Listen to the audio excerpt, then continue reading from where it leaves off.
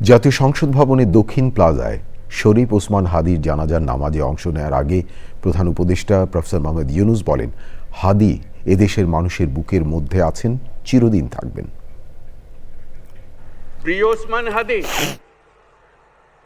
তোমাকে আমরা বিদায় দিতে আসি নাই এখানে। তুমি আমাদের বুকের ভেতরে আছো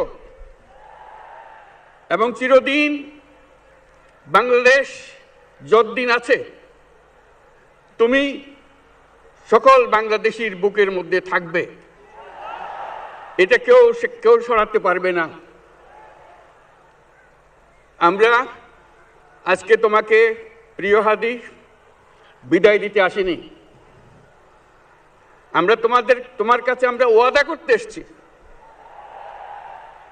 তুমি যা বলে গেছো সেটা যেন আমরা পূরণ করতে পারি, সেই ওয়াদা করার জন্য আমরা একত্র হয়েছি।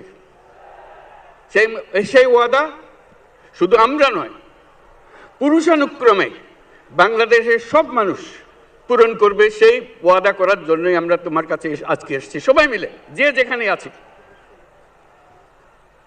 আমরা তোমার যে মানব প্রেম, তোমার যে ভঙ্গি, মানুষের সঙ্গে উঠা বসা, তোমার যে রাজনৈতিক দৃষ্টিভঙ্গি, সবাই প্রশংসা করছে।